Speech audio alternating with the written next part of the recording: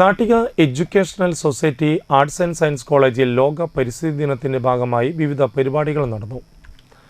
NES chairman Sivan Kannoli, Vadanappally range excise officer VG Sunilkumar, principal NC Aneeja എന്നിവർ ചേർന്ന് വൃക്ഷത്തൈകൾ നട്ടുകൊണ്ട് പരിസ്ഥിതി പ്രവർത്തനങ്ങൾക്ക് തുടക്കം കുറിച്ചു. ചടങ്ങിൽ അസിസ്റ്റന്റ് പ്രൊഫസർമാരായ V ശശിധരൻ, MV ലതിമോൾ എന്നിവർ സംസാരിച്ചു.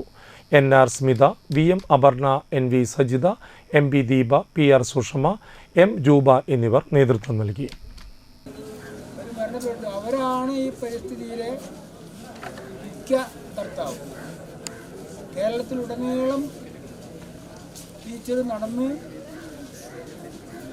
എന്തെങ്കിലും എവിടെയെങ്കിലും വൃക്ഷങ്ങൾ ആവശ്യമില്ലാതെ മുറിച്ചു കളയുന്ന എല്ലാം തടഞ്ഞുകൊണ്ട് സർക്കാരിന് വലിയ വഴികാട്ടിയായിരുന്നു സുഗതകുമാരി ടീച്ചർ.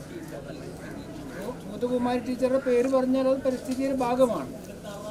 ചെടികൾ മാത്രമല്ല, പരിസ്ഥിതി വേറെയും പല കുഴപ്പങ്ങളുണ്ടാക്കുന്നുണ്ട്. ഓരോരുത്തരും ശ്രദ്ധിക്കേണ്ട ഒരു കാര്യം, നമ്മൾ ഈ പരിസ്ഥിതി ദിനത്തിൽ മാത്രമല്ല ഇത് നട്ടുപിടിപ്പിക്കേണ്ടത്.